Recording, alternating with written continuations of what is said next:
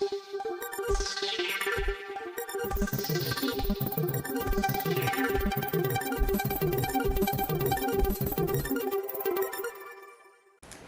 күн көрермен, бұл мектеп жаңалықтары. Сіздерге 3-ші тоқсанның алғашқы жартысындағы жаңалықтар тізбегін ұсынамыз.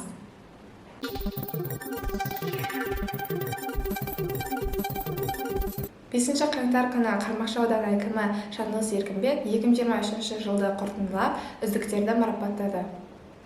Аудандағы әр саланың үздіктерін жинаған бұл жиыннан білім саласы да шет қалмақ емес.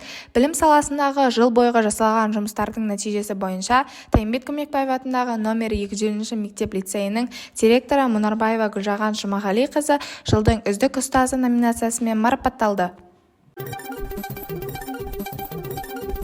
Ағымдағы жылы жалпы білім беретін пәндер бойынша республикалық олимпиаданың 3-ші облыстық кезеңі өз мәресіне жетті. Мектебімізден облыстық пәндік олимпиадаға 9 оқушы білім додасына қатысып, нәтижесінде құқық негіздері пәнінен 9-шы сынып оқушысы Тоғызбаева Жұлдызай 1-ші орынды, қазақ тілі мен әдебиеті пәнінен 10-шы сынып оқушысы Орынбасаров Ердәулет 2-ші орынды, құқық негіздері пәнінен 11-ші сынып оқушысы Қосмұханов Тұрар 3-ші орынды жеңіп алса, ағылшын тілі пәнінен Назарқұлова Ұлдана мен география пәнінен Шалқарбек Әділет алғыс хатпен марапатталды. Дос болайық, достық қолын ұсыныңыз акциясы оқушылардың жағымды қарым-қатынастары мен эмоционалдық әл-ауқатын дамыту мақсатында балалардың құқықтарын қорғау комитетінің балалар омбудсмендерінің бастамасымен Дос болайық бағдарламасының аясында оқушылармен жұмыстарын бастады. Бастама достық, қауіпсіз кеңістік құру үшін ынтымақтастық арқылы позитивті қарым-қатынастың ең тиімді жолдарын іздеуге, оқушылар қауымдастығын біріктіруге бағытталған. Акцияның ұраны «Сіз нағыз дос болғыңыз келеді, оған айналыңыз». Тәуелсіздік Тәңірдің қазаққа берген тәтті сыйы еді. Кемел келешек құндылығы құзыретті тіл тақырыбындағы қазақ тілі мен әдебиеті пәні апталығының ашылуы болып өтті. Мақсаты оқушыларға қазақ тілінің қоғамдық қажеттілігін ұғындыру, тіл арқылы ұлттық құндылықтарымызды насихаттау, көркем әдебиет арқылы саламатты саналы ұрпақ тәрбиелеу, жас ұрпақтың рухани байлығы мен ой-өрісінің дамытуда ең үлкен де ұлы нәрсе тіл екенін түсіндіру. Апталық тіл мамандары мен оқушылардың ұйымдастыруымен ашылды. Думан залда көріністер қойылып, ән күй шырқалды.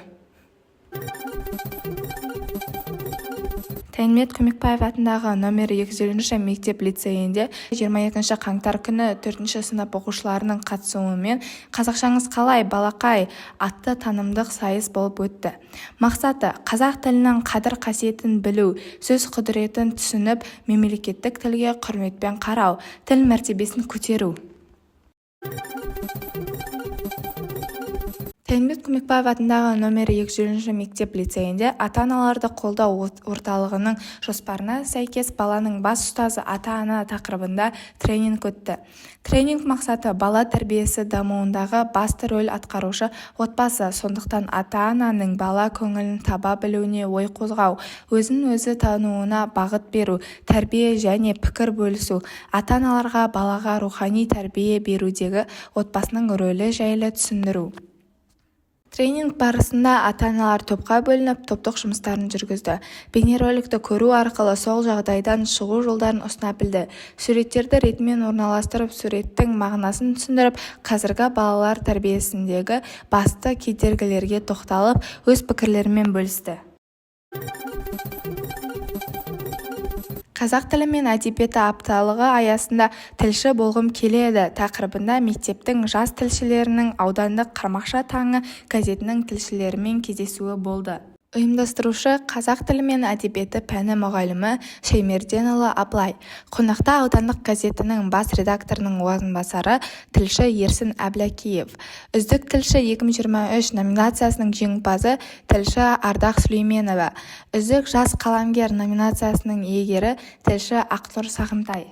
Кездесу барысында қонақтар өз мамандықтарының әр алуан сырлары жайлы әңгімелеп, оқушылар көкейіндегі сұрақтарға жауап берді. Журналистика саласына қызығатын оқушыларымызға тәжірибелі мамандармен кездесу жаңа серпін беріп, шабыттандыратыны анық. Қазақ тілі пән бірлестігінің апталығы аясында үзілісте әдеби кафе ұйымдастырылды. Аты айтып тұрғандай, әдеби кафеге келген мұғалімдер мен оқушылар өзіне ұнаған ас түрінен дәм тату үшін қазақ тілі мен әдебиетіне, салт-дәстүрге қатысты сұрақтарға жауап беріп, тілге қатысты мақал-мәтелдер мен өлеңдер оқыды, ән айтты. Бұл іс-шара арқылы қазақтың ұлттық тағамдары насихатталып, кафеге келушілер оның құны қымбат екенін, елді сүйетін азамат алдымен өз халқының тілін, тарихын, әдебиетін білу керектігін ұғынды.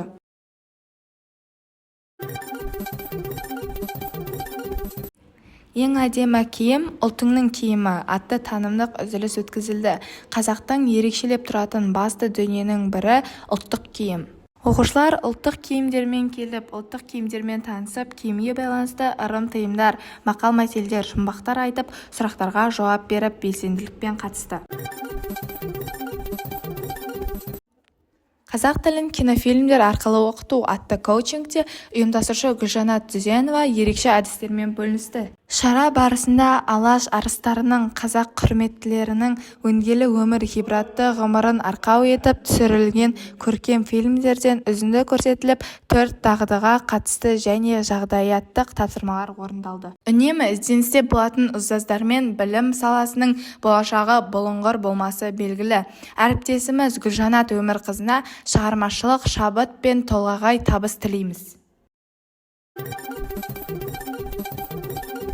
Сарапталдар салған сара сүрулер дара дәстүрлі ұлықтау, ұмытпау мақсатында мектебімізде кемел келешек құндылығы құзыретті тіл қазақ тілі мен әдебиет пәні апталығы аясында батаменен ел көгерер атты батаны жатқа айту байқауы өткізілді.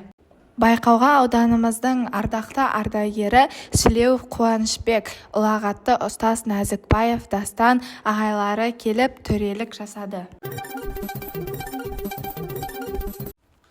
18-26 қаңтар аралығында қазақ тілі мен әдебиеті пәні бойынша 6 Г сыныбында Lesson Study өткізілді.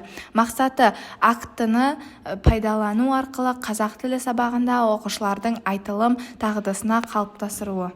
Топ мүшелері Гадирова Альбина, Жетпісбаева Ақгүл, Құжымбаева Жанар, Сұраулова Айнұр, Өтепова Раушан.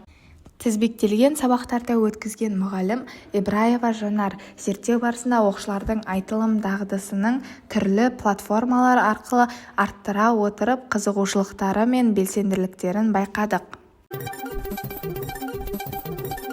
29 қаңтар күні қазақ тілі мен әдебиеті апталығында өткен дәстүрімді дәріптейтін қазағымның қыздары атты ақылды әрі сұлу қыздар сайысы болып өтті.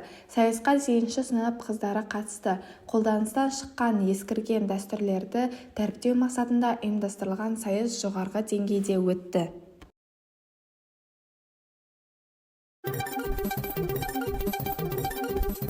Қаңтар айындағы жаңалықтар тізбегі осындай. Келесі кездескенше қош сау болыңыздар.